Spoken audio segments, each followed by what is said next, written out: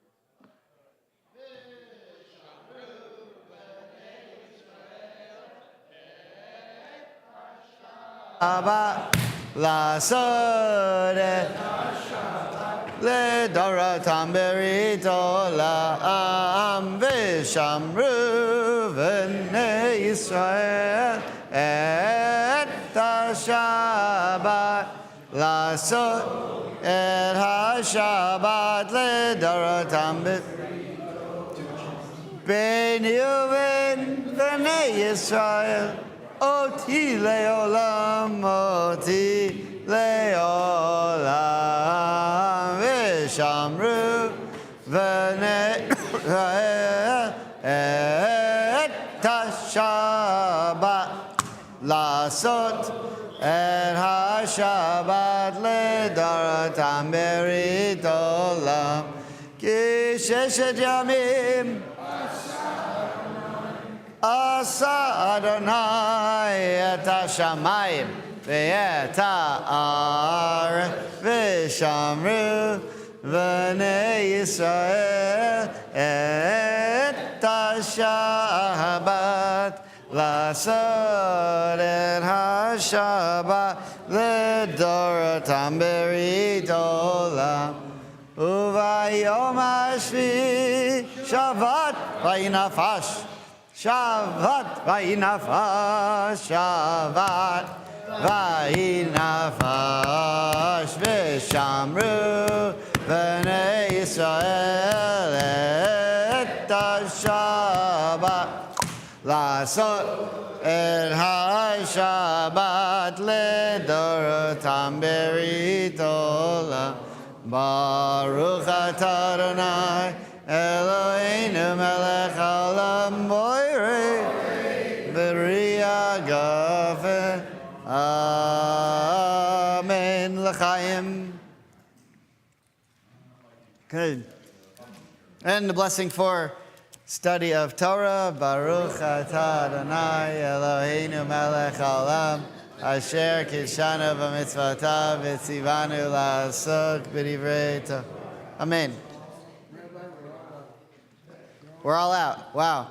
Okay, hopefully everyone has a sheet or you're by someone who has a sheet. I made 35 copies. I thought that would be enough. But it's the season. It's the season.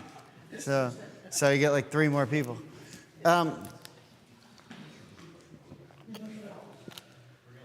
Richard?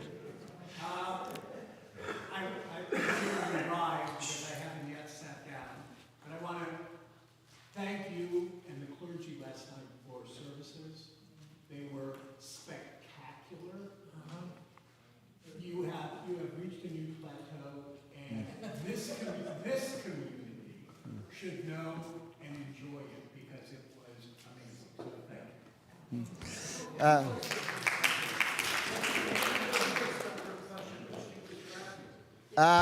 I don't know her name. Oh, yeah, it's my old friend Katie Moss. She's out of this world. And, you know, last night was something I've been dreaming about, not for 9 years, but really for 23 years. And as I mentioned, some of you were actually there last night, which is unusual. But although it was a real nice crowd last night. But there's a synagogue in Talpiot, Jerusalem, which is a suburb. If you go down Emek Rephaim, like the German colony area, and you just keep going, there's a suburb that's partially industrial but partially residential. The residential area is the home of one of the first Reform synagogues in Jerusalem called Kol HaNeshama.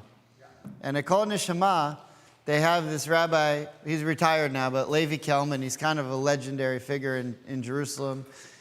The service would just be, he would come out like with a desk and just sit there.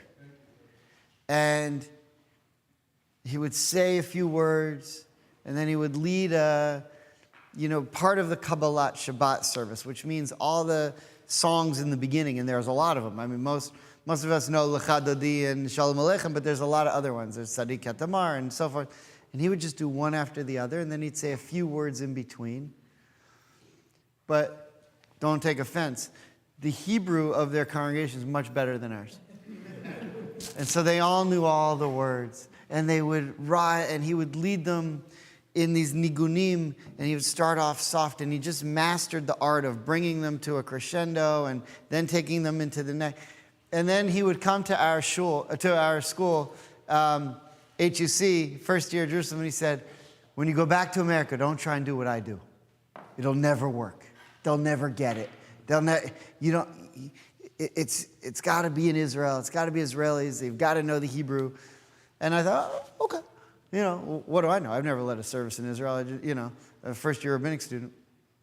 And then you come to America and you see, that we have these formal sanctuaries. And he has a room where you could arrange the chairs in any type of way, and he puts them in a semicircle around them, and he just sits there with like a desk. And there's kids running all over the place, and he doesn't care. And it's just so spiritual. And you can't get in. It's packed every Friday night. And we used to go there all the time when we were rabbinic. All the rabbinic students go there because everyone's blown away. And I always said, what if we could do it? And I never had the team that could do it in my career until this week. And for whatever reason, I said to Cantor Koyo, I've had enough. We have to figure this out. And we've just been thinking about it and thinking about it and thinking about it. And we said, all right, look, tonight we're going to unveil it. And it was last night. And we tried something different. We said, and I didn't know if you could pull it off. We said, we're not going to start until everyone's seated and everyone's quiet. Because normally what we do is we do 2 or 3 awesome songs while people are walking in still talking and they miss them. And the whole thing's ruined, and it sets a tone for the whole service that we've already lost. It's like giving up 4 runs in the first inning. If you're a Phillies fan, you know how that feels. So I said, you know what? I said to the cantor, if we can capture, Bruce Springsteen always says, I try to capture you in the first song. Once I have you, you're mine. And I got you for the rest of the night. That's what I wanted to do. I said, if we can get them for the first song, we've got them. So after the first song, I looked at the cantor and I said, you got them. Go for it. And she did. So keep coming. What's happening now in New York, like I said last night, is people are scurrying past Central Synagogue in Manhattan on Friday nights to get home to catch the live stream of Temple Beth Am. So keep coming, because we're just, it needs a few tweaks, but it's real close. And it's exciting. All right, we have a couple minutes left. Let's look at the Torah portion. We're up to Chaye Sarah. Thank you, Richard. I appreciate the support, and Nancy and a few other people were there. Baruch Tiyeh. All right, so Chaye Sarah, the death of Sarah. It's called, the life of Sarah is about the death of Sarah. It's called the life of Sarah, and it gives us the idea that in some ways, once you die, that's when your real essence in the world is known. And that's the story with the case of Sarah. But what happens once Sarah dies is that you need to replace her as the matriarch of the Jewish people. And so Abraham, who's older in years now, sends his servant, this guy Eliezer from Damascus. He's called Eliezer Dameshek, which means Eliezer who came from the city called Damascus, is going now to go and find a wife for Isaac. And that ultimately, obviously, is going to be Rebekah. But the way in which he goes to find Rebekah is very interesting, and we can learn a lot. Now, we know a little bit of this. I mean, we probably know the story, right? He says, don't take a woman from here, where we are in Canaan, because they're all idol worshipers. So go back to where I'm from and where my family lives and find a woman there for Isaac. So what it makes it sound like is that where they are in Israel, Beersheba and Hebron, going back and forth, all the people there are idol worshipers. So they go back to where Abraham's from, and there they can find someone who's not an idol worshiper. Keep in mind, the reason Abraham left there in the first place was because they were all idol worshipers. You ever think of that? So, everyone here is an idol worshiper. Let's go back to where we left, where everyone was an idol worshiper, and that's where we're going to find a woman. It makes no sense. Why would there be a woman there who's not an idol worshiper when that's who Abraham's father sold idols? That's who they all were. They're outside the land of Israel. Couldn't God have just put a woman somewhere in the biblical borders of Israel for Isaac? Why do we need this whole story where she's got to schlep to Babylonia to find a woman there? Okay, clear so far? All right, so we're Einsprachlos. We don't have them. So, I don't even know how to begin. Well, okay, we have precedent for this because they go away in the summer. So we know. Okay, so we're up to chapter 23 of Genesis, verse 1. Okay, let's see. Could you get us started, Nancy? If I can find it. 23:1? 161. Page 161, if you have the plow. Thank you. Yeah. Chapter 23, verse 1 of Genesis. I'll tell you when. Okay, here we go. And Abraham was now old, advanced in years, and the Lord had blessed Abraham in all things. And Abraham said to the senior servant of his household, who had charge of all that he owned, "Put your hand..." No, hang on. A different 23 one. Oh, that's 24. That's 24. Yeah. Okay, sorry, my mistake. Okay.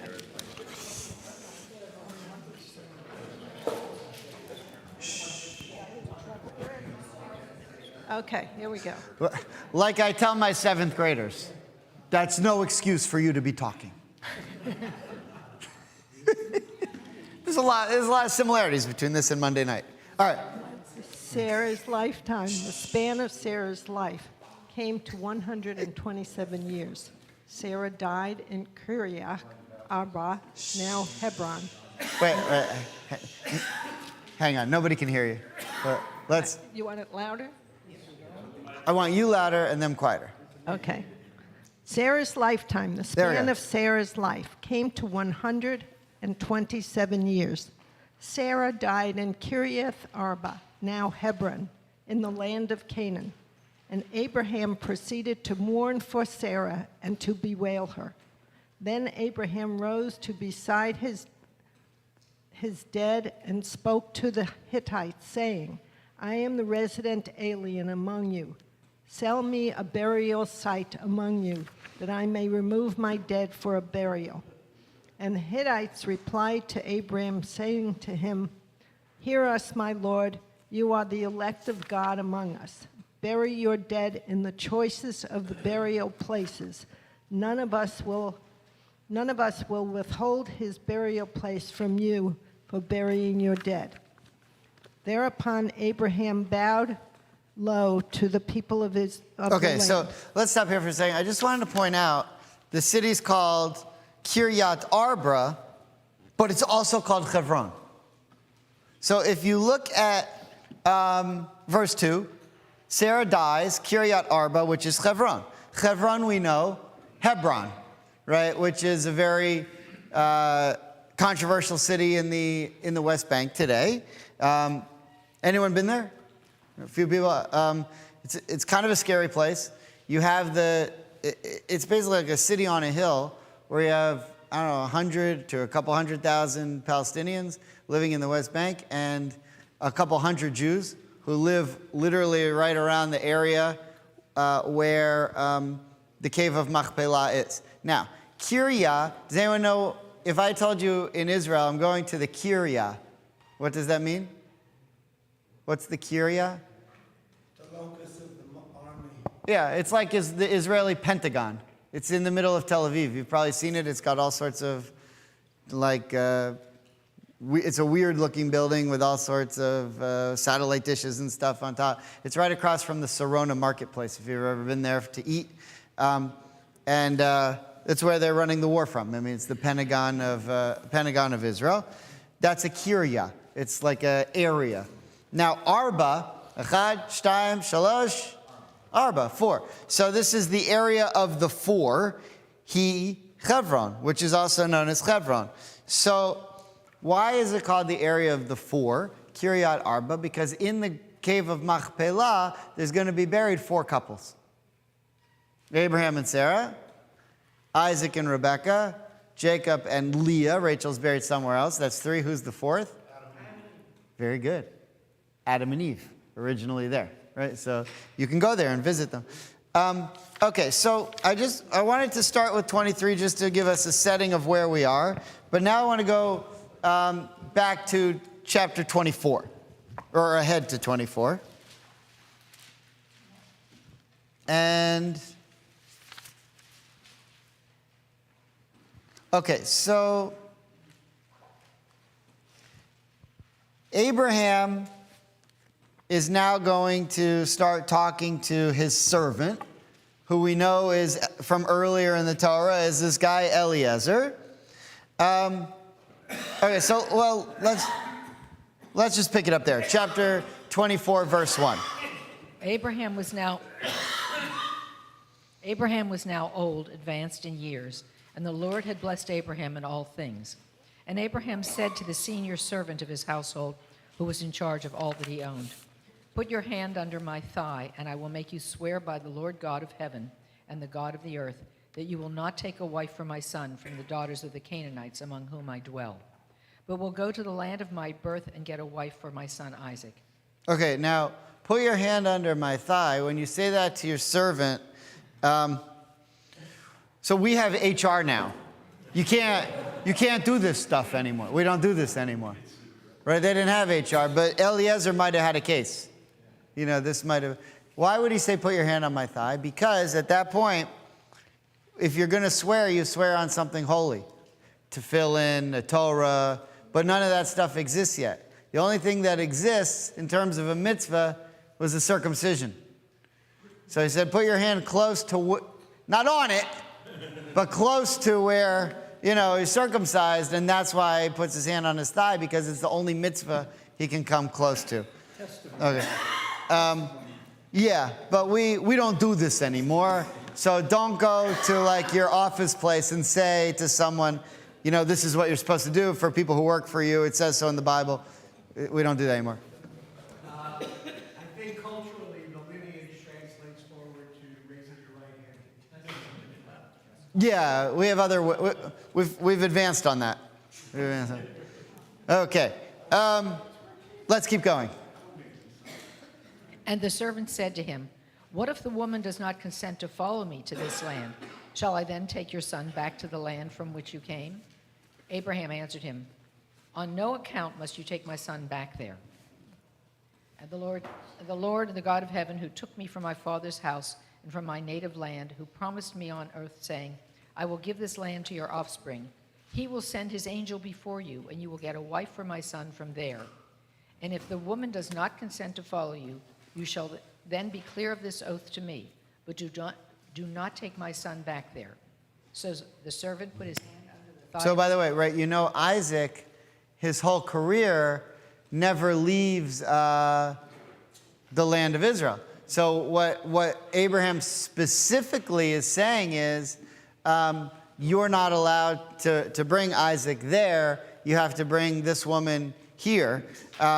It's not so much Abraham's not so concerned about forcing Rebekah to come somewhere she doesn't want to live, because he made the same journey and he knows that it's better here. If you're going to find a person who worships one God, she'll be better off here.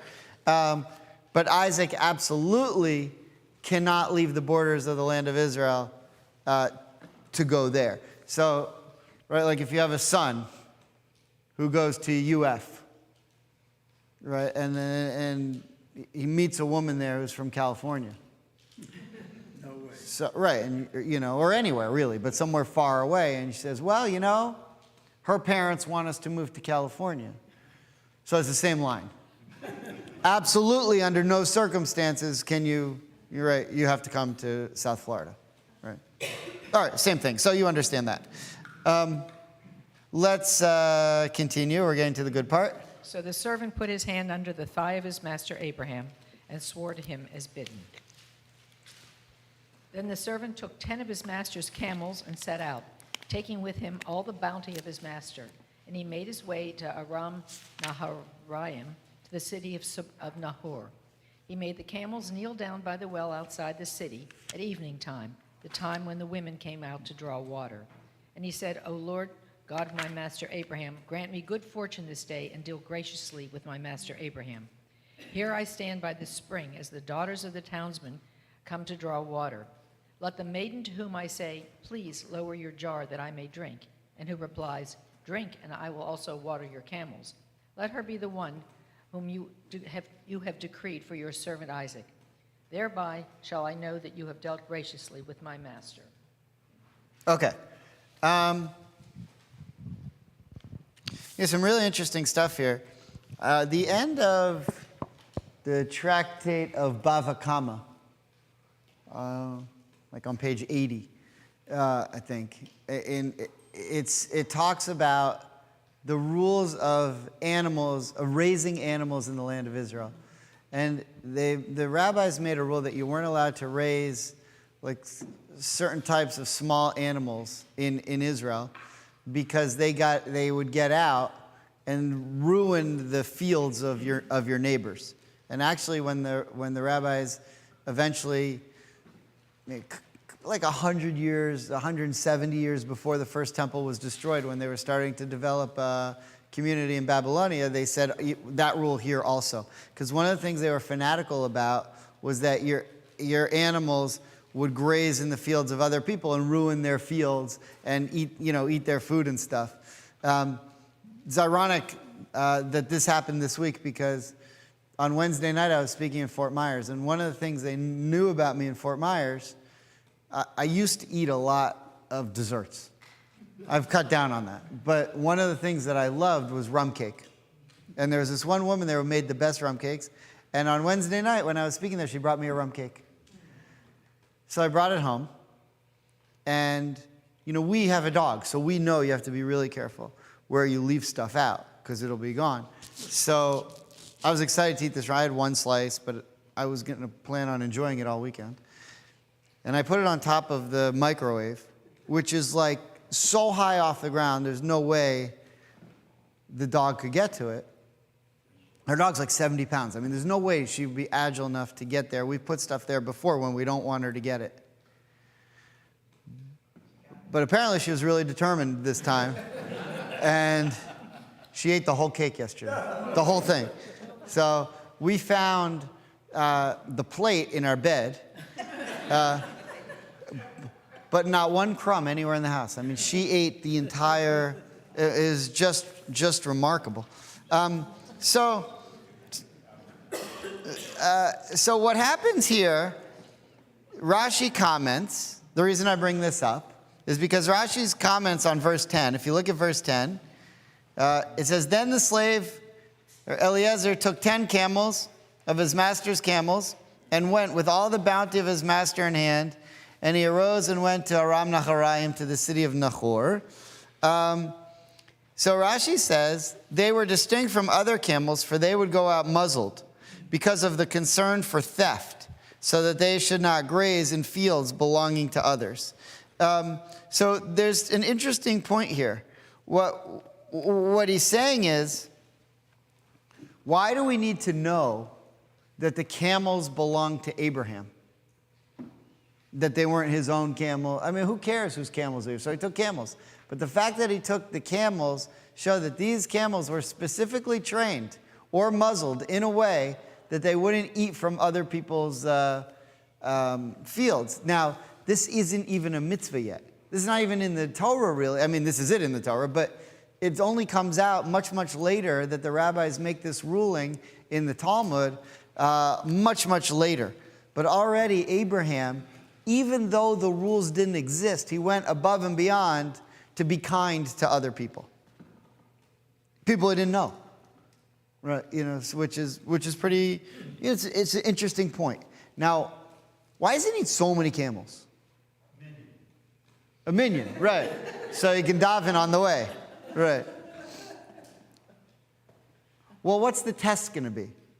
John? Well, I think he's showing off the wealth. Oh, obviously, right. I mean, so, when he's not, doesn't necessarily need to convince Rebecca to move. He needs to convince her father. And, when you show up in a Rolls Royce, all of a sudden, if you come to pick up my daughter in a Rolls Royce, well, then forget it. I'm not interested. No, then I just want to solicit your parents for the temple. But you're not interested in you for my daughter. There's a great story about this. There's a nobleman who shows up at a shtetl where the Jews are living. And he comes in this stagecoach and is dripping with diamonds. And he steps out and he's got these ridiculous clothes. And everyone in the shtetl, they've never seen anyone like this before. At least the kids haven't. And, they're wearing tatters and rags and they're poor as dirt. And he comes off wearing these, ridiculous colored clothes and jewels everywhere. And he steps out of the stagecoach with the jewelry. And his son looks at his father and he goes, "What is this?" And the father says, "That's what happens to you if you stop studying Torah." So, it's a good line. All right. Some of you didn't get it. Some of you are like, "Oh, it sounds great." All right. The test is who's going to water my camels.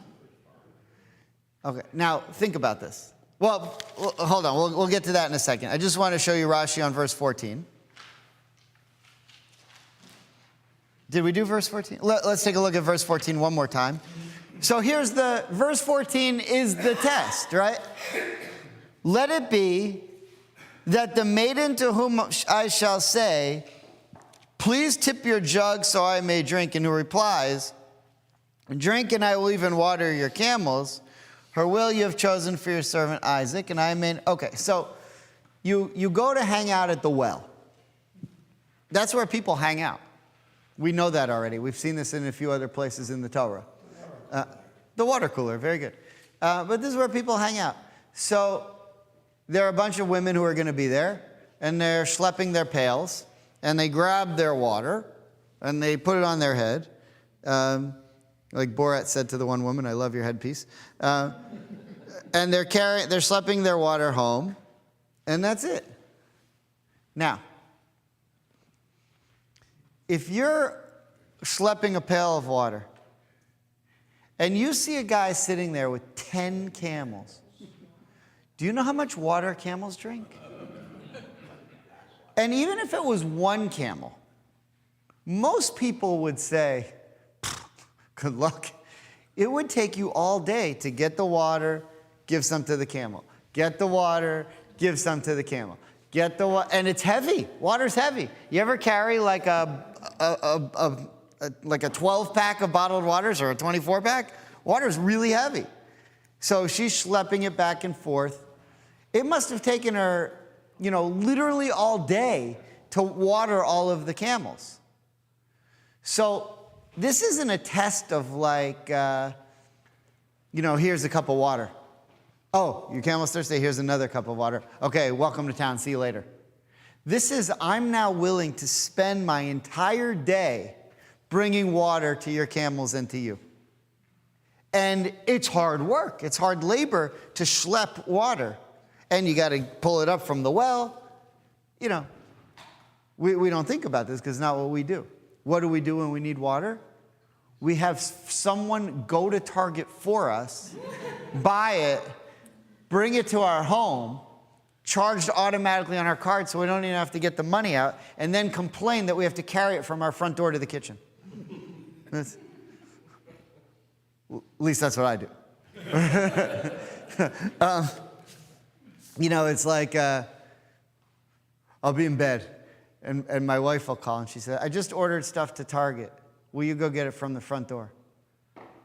Oh, I've just got in bed. Not go to Target, get the water. I don't even want to go to the front door.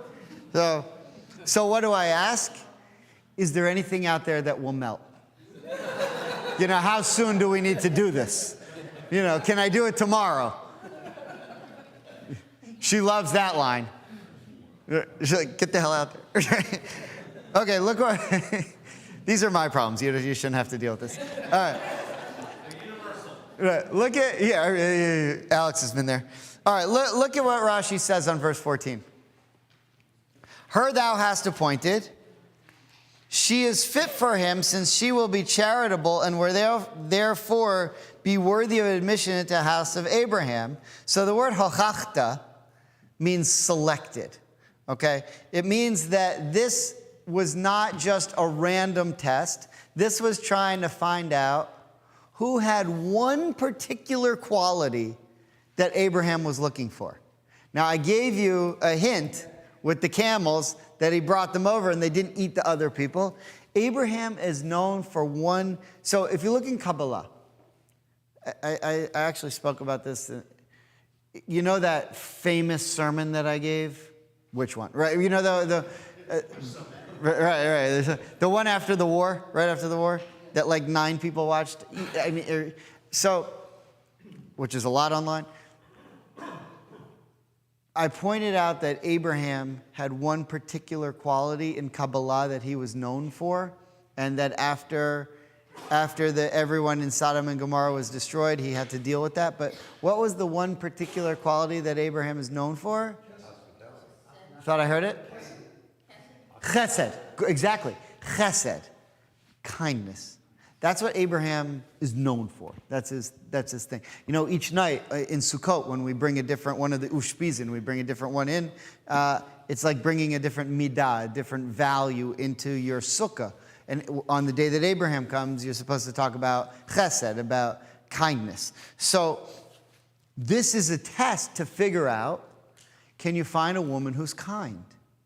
Now, could you be a kind woman who also worships idols? Sure. Okay, so we have a problem then. Because just because you're a kind person, her next line might have been, since you're here, we're going to sacrifice the kid down the street today. Why don't you join us? Maybe she works at Molech, although that didn't really come till later. But I don't know, maybe they're going to, who knows? Maybe she worshipped idols. She certainly grew up in a home where people worshipped idols. So what we know about Rebecca from the test is that she's kind, but do we still have an issue in the fact that she's an idol worshiper? She could potentially still be an idol worshiper. Okay. She's definitely fit. Very well.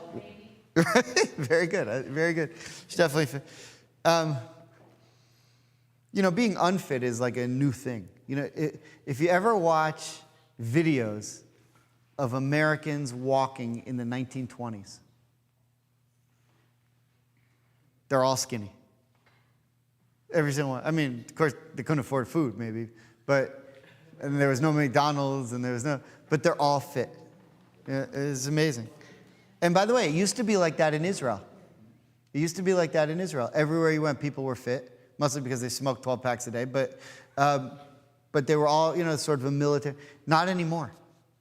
You now have heavy people in Israel because we've imported, foods that, it doesn't matter. It's a different issue. But what we can say about Rebecca is she had quite a bit of stamina and strength. Rashi has another Rashi here on verse 14. That thou hast shown kindness, if she is or of his family and a fit companion for him, I shall know that thou hast shown kindness to my master. So what I'm trying to point out here, what Rashi's trying to point out here is, the test is, can you find someone who has chesed? That's what Abraham's all about. That's what he's looking for. That's how the test is administered. And that's the one thing that Eliezer knows, because of the test that he devises, that Abraham's looking for. He's looking for chesed. Now, one of the ways that we can determine a little bit about, we have a lot, well, not a lot to get, a decent amount to get to, and not a lot of time. So I'm going to try to run through some of this a little bit quicker. One of the things we know about Abraham's personality and his traits are how we can compare him to those who came before him. Because those who came before him, namely Adam and Eve and Noah, are not chosen to be the first of the covenant and to essentially be what will become the first Jew, or Hebrew or Israelite or whatever you want to call them. And so what's the difference then between Abraham and Noah? And one of the things we know different between Abraham and Noah, when Abraham gets the covenant, Abraham is circumcised and Noah isn't. Right? Noah doesn't have the command to be circumcised. That command doesn't exist yet. Unless Noah might have thought to himself, boy, might be fun to cut off part of myself. I don't think that ever occurred to him. So when God introduces that concept to Abraham, one thing we know is that Abraham is circumcised and Noah is not. So if you look at Rashi on Genesis 6:9,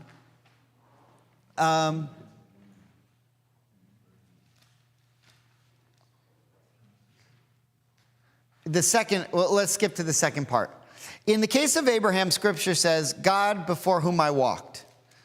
Noah needed God's support to uphold him in righteousness. Abraham drew his moral strength from himself and walked in his righteousness by his own effort.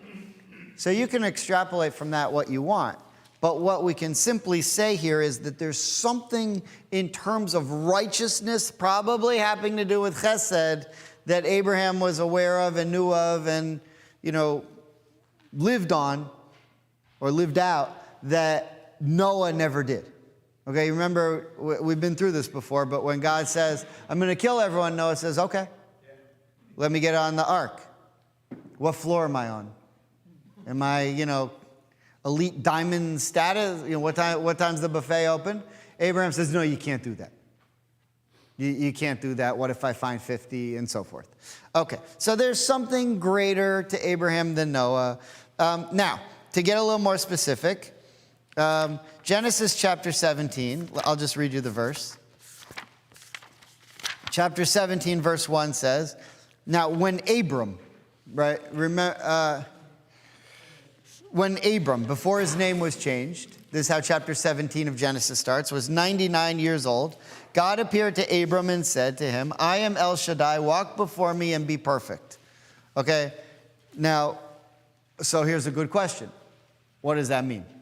So we just learned that Abraham had the ability to walk on his own, but what does it mean to be perfect? So one of the things that we know is that God is going to change Abraham's name.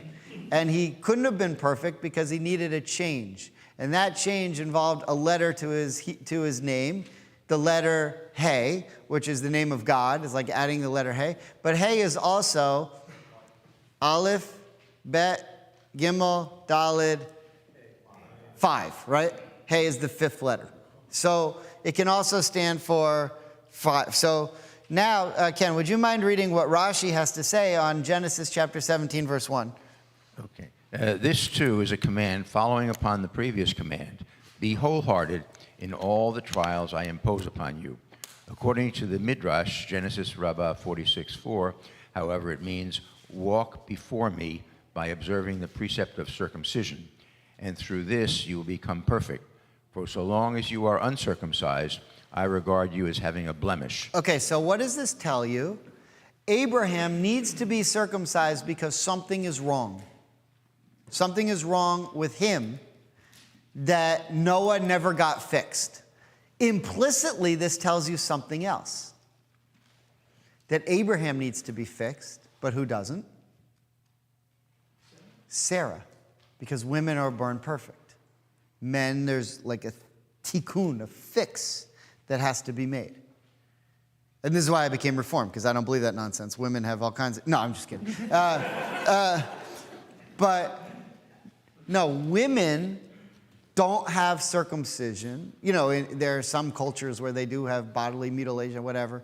But Jews, we don't do that with women because women are born perfect, whereas men are born and there's an issue that needs to be fixed.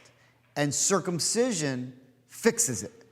But what is it? Well, let's take a look. Here we go. But before we take a look, what I'm trying to say is, whatever was wrong with Noah that could be fixed with Abraham was fixed through the act of circumcision.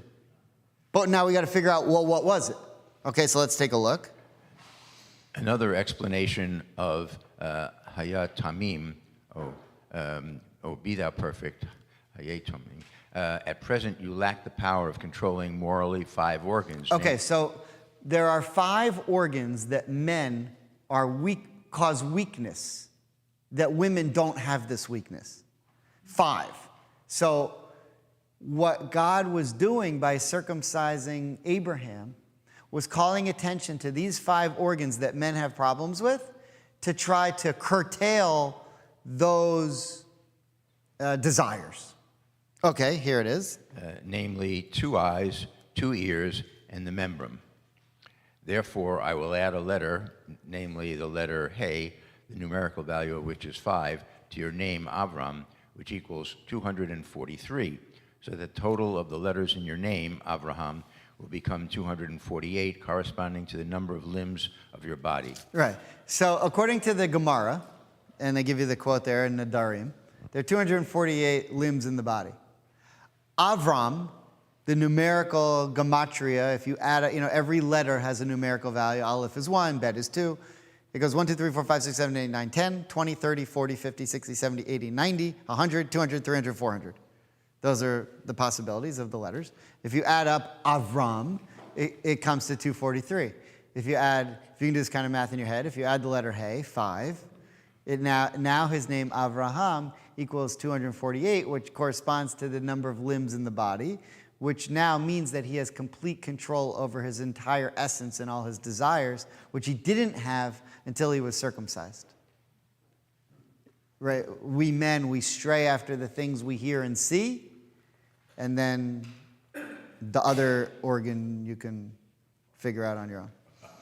Right.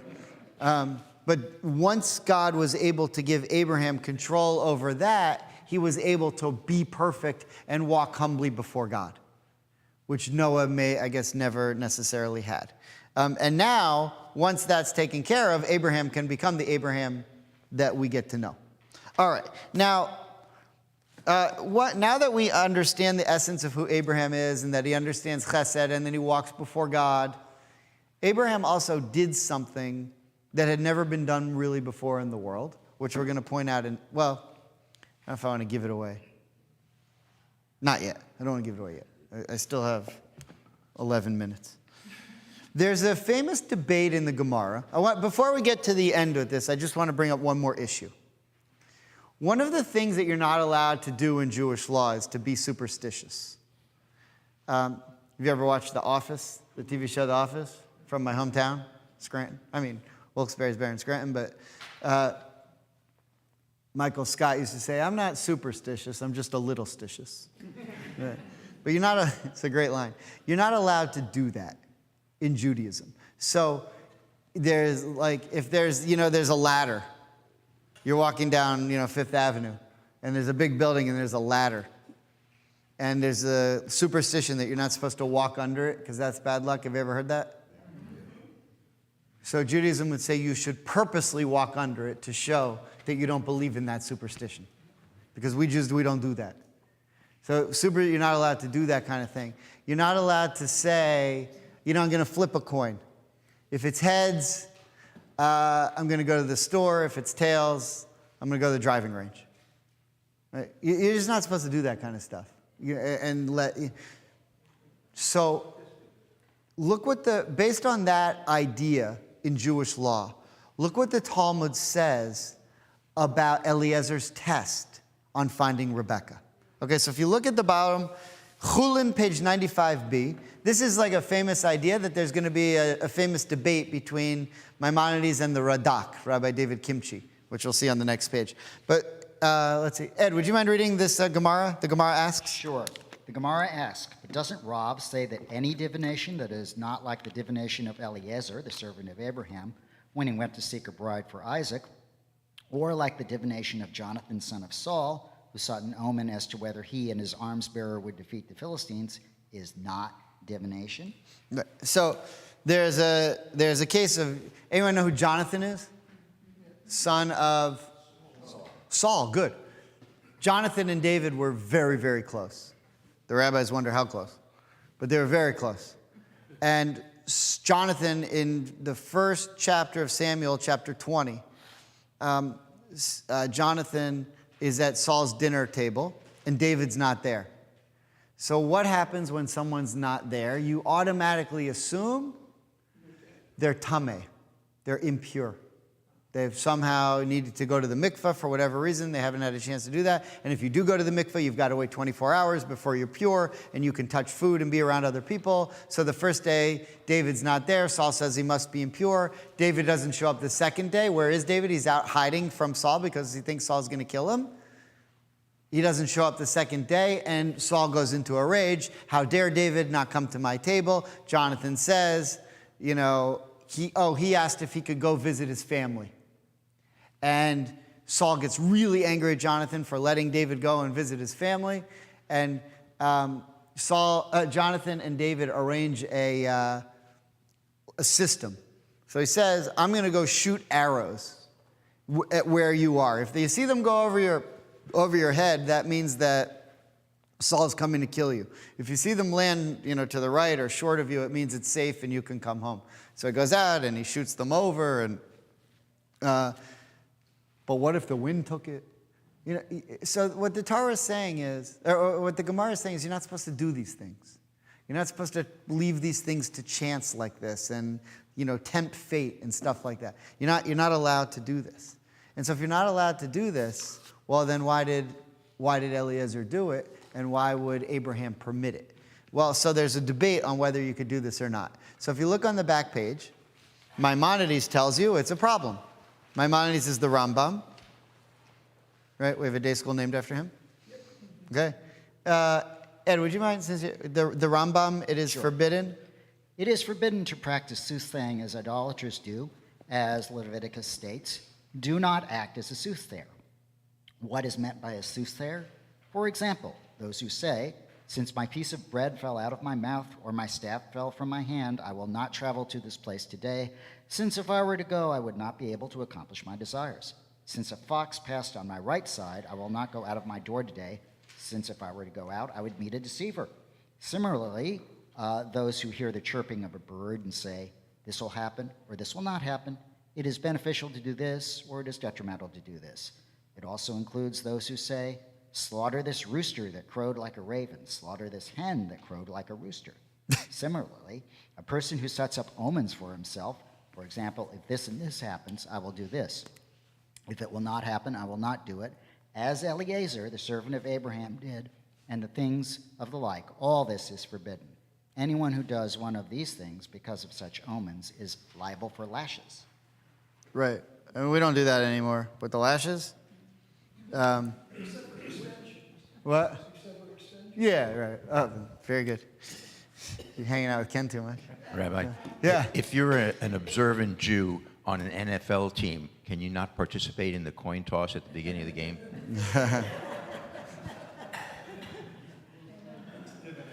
Yeah. That might be Dina de Malchuta Dina. You can get away with it. Isn't that what Eliezer did? He soothsayed. He said, Yeah. it's, That's the problem. That's the problem. Now, let me show you the other side of the argument, though. If you look at I said the Radak. I meant the Ravid. The two totally different rabbis. The Ravid lived just a bit after Maimonides, and he often debates the Rambam, which is that's not an easy thing to do. Can you imagine going up against Maimonides in a debate? But he didn't. He would just read what he said from a different city and then write, I don't agree. Well, here's one of those things. So, all right, Ed, last one. Would you mind reading the writing of the Ravid? Hasagot HaRavid means the comments of the Ravid on the Rambam. Here's what I don't agree with. And he says it pretty clearly in the first line. This is a gross error, for Right. such thing is indeed permitted. Perhaps the text of Hulin 95b misled him, as he saw there saying, such divination which is not like the divination of Eliezer and Jonathan is not considered divining. And he evidently thought that the subject there is concerning a charge against such practice. Whereas it is not also, for the meaning thereof is this, it is not proper to depend upon it. I wonder how he could think that way of such righteous men. Indeed, had they been present when he said it, they would have applied tons of fire to his face. Right. Okay. So they disagree. And it's an interesting thing. So Eliezer, what Eliezer wanted to know was the point of the test. And the point of the test, if it would have just been, all right, listen, the first one to give me water wins, then he might have said, this is stupid. You know, this one woman gave me water, and that's great, so she wins, and then she watered my camels. But then I met this other lady who offered to do it also, and I said, you know, well, we've already drank, and she turned out to be like a more interesting person, you know, and she had more to say and a better personality or whatever. You know, so what Eliezer wanted to understand, and this is why I probably had the conversation, which Rashi hints at, when he took the 10 camels and they were muzzled and they had to be Abraham's 10 camels and they were the 10 camels that knew how to be kind on the way, was that there was something that had to do with Abraham's character with the test, which is chesed. And Eliezer would have known that because he spent every day with Abraham and he knew how kind that he was. So now when the test is to see who is going to spend their entire day watering the camel, then that's something special. So there's two questions to answer. If we can answer these two questions, we can wrap this up. The first question is, how do we solve the problem of if she's kind, then she's not an idol worshiper? That's the first issue. And the second issue is, why is chesed, of all the different values, of all the different midot, you know that word midot? Midot, values, Jewish values. Of all the values that Abraham's looking for in a wife for Rebekah, I'm sorry, a wife for Isaac, he is looking for Rebekah. Of all the values, why is chesed the one that is so important to him? So every religion seems to not love the religion that comes before it, right? You had Islam, we're better than Christianity, we're the new Christianity, we're new and improved from Judaism. Judaism, we don't like the idols that came before us. So you might think in the Torah portion, why does the Torah hate idols so much? There were no other religions. Wouldn't you rather they have some sort of religion, idolatry, than nothing? You know Benjamin Disraeli's famous line when they were screaming anti-Semitic things at him in Parliament? Anyone know this line? He said, they were yelling all these terrible things at him, anti-Semitic, and he said, my ancestors were worshiping in the temple of Solomon, where your ancestors were painting themselves blue and swinging from trees, or something. So if anyone says anything to you anti-Semitic in the next few days, Disraeli. So, actually, I don't recommend that. Just walk away. Or call me. Or Sharon. So the problem with idolatry from the Torah's perspective, you may disagree, but this is the Torah's perspective, is that the only reason to worship idols is because you're asking for something. You worship the idol because you want favor. You want to be blessed. You want it to rain. You want to feel better. You want to make money. You want your crops to grow. You want to make... The only part of the religion is, what do I get? There's no love your neighbor as yourself. There's no honor your mother and your father. There's no give 10% to charity. There's no corners of your fields. There's nothing like that. There's no morality. It's just give me, give me, give me. That's idolatry. So what Abraham was looking for was someone who added to the world what he added to the world that never existed until he came.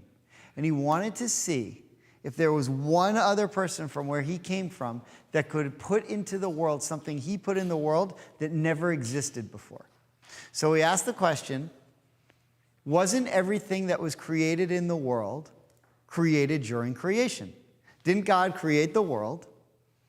And then everything that's in the world is we already have the cure for cancer. We already have the cure for all these diseases that we haven't found it yet, but it's here.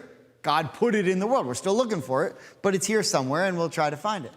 I heard this one doctor say, you know how I know there's a God? Because we keep looking for these cures. If there was no God, we wouldn't even look, because we'd say, there's nothing there. But they continue to look because they know that, somehow it's in the world and they need to discover it. I mean, you could take it or leave it, but that's one guy I heard say that. It was kind of an interesting thing. So the one thing the Midrash says that God didn't create, or that he's still working on creating, is couples. So when you get married, you find your spouse, that's something you create with God. And the Midrash says that ever since God finished creating the world, he spends all his time making matches and trying. But think about this. When God created the world, what was it? The Garden of Eden. Right? In the Garden of Eden, anything you wanted, you had. You needed more ice for your son's birthday party? You don't have to run to the Minute Market like I did the other day. You know how heavy those are? And you always cut your hand. Whatever you want. You want figs wrapped in, mascarpone cheese, whatever, just pick it off. Whatever you want, it's there. Anything you ever need in the Garden of Eden, anything you could dream of, you have it. There's no need. When the world was created, it was not created that any human being would ever need another human being for anything. You were never reliant or would need anyone else to do anything for you ever. You'd never need tzedakah. You'd never need chesed. You'd never need a helping hand. Whatever you needed, you had it. That's the Garden of Eden. So when God created the world, he didn't create it with chesed because it wasn't necessary. You didn't need it. You had everything taken care of. When the Garden of Eden ended and Adam and Eve were kicked out, and there was a fiery angel placed there so nobody could get back in, and now we're all outside the Garden of Eden, we're in this world that has no chesed. And the real reason that Abraham was the first Jew is because when everyone else was worshiping idols only for themselves, he said, that can't be what this is about. Religion can't be just about what do I get from me. It's got to be how can we help each other. And that's why that's why his midah is known as chesed, because he's the one who taught chesed to the world. Does that mean there was no kind person ever in the history of the world? Well, maybe there was.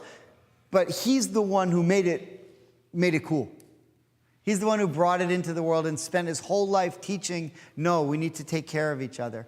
That's why, by the way, he had a little inn called an eshel at the end of this week's Torah portion. What's eshel? Eshel, ochel, shtia, and lina. Food, drink, and a place to lodge. He would take care of travelers and bring them in and say, come eat in my home, come drink in my home, come whatever. Whoever you are, strangers, come in and I'll take care of you because I'm kind and I understand that that's what the world needs. So when he sent Eliezer to go look for Rebekah, he said, there's only one thing we're looking for. Someone who's kind. And anyone who understands kindness will reject idolatry. Because idolatry is the opposite. Idolatry is all about greed and what do I get from me? And you're looking for the one person somewhere else out there who's willing to say, I want to live a life beyond just giving to myself. I want to live a life giving to other people. So when Eliezer saw her spending her entire day watering 10 camels, he said, wow, I finally found someone who understands what Abraham understands. And that's how Abraham changed the world. That's what he added to change the world. Before him, nobody understood that what we're supposed to do as human beings is take care and look out for each other and not just look out for ourselves. And what we call that in Judaism, that's chesed. Okay. Shabbat shalom.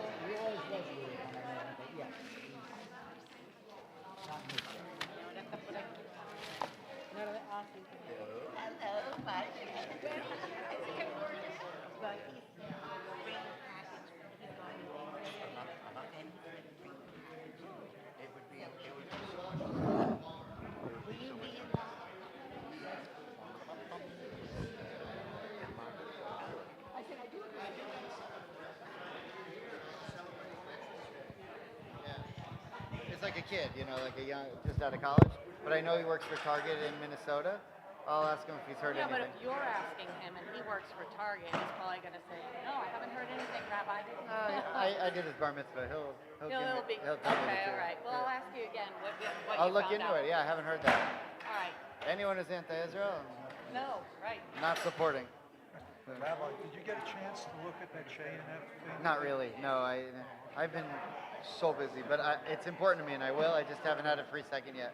But I'll do it this weekend for sure. Okay, great. I know I got a email from Sharona saying that it's how excited they are about it. But I'll definitely take a look this weekend.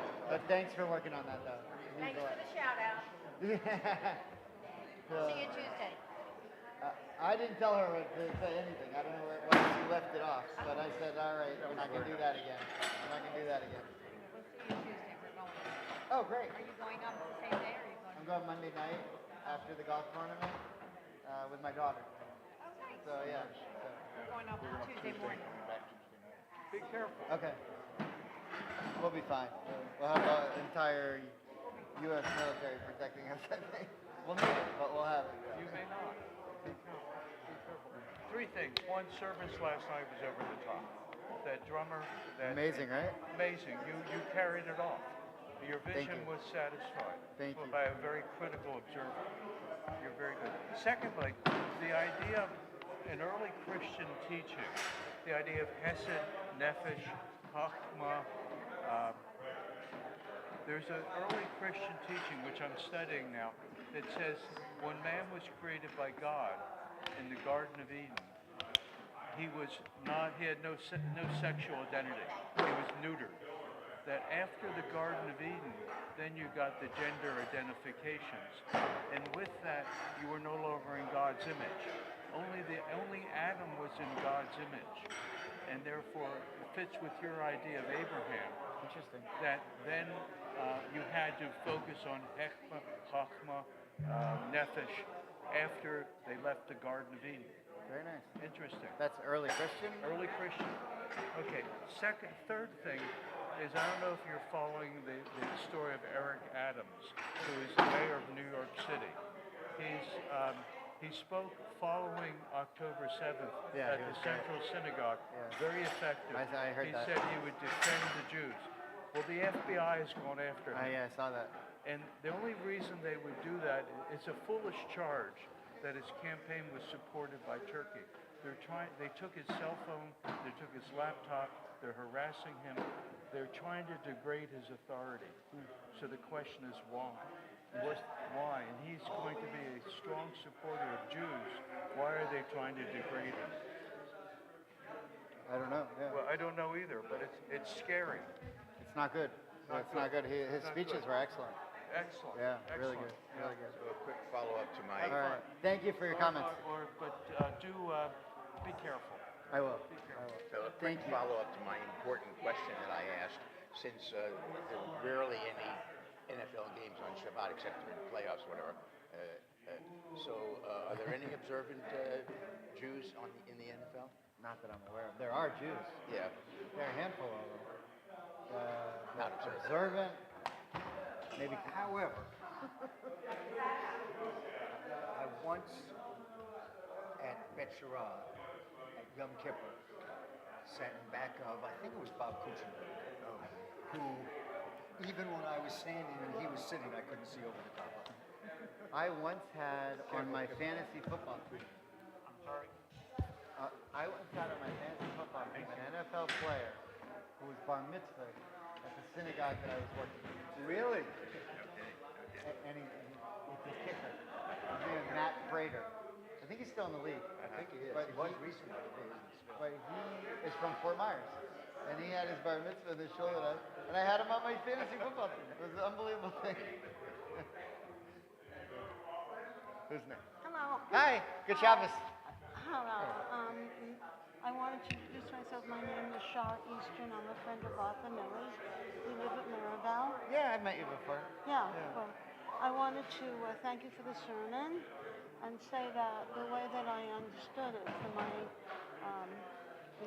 relationship with this sort of thing is that it was all is possible is that concept that is brought forth. And also all is especially possible with kindness. So I like the addition of that. Yeah, that's the very first. There's a saying called "Derech Eretz Kadma LaTorah," which means being kind preceded giving the Torah. Without doing that, you can't begin to study Torah without that perspective. Well, it's kind of what I understand that things that were called forth at that time.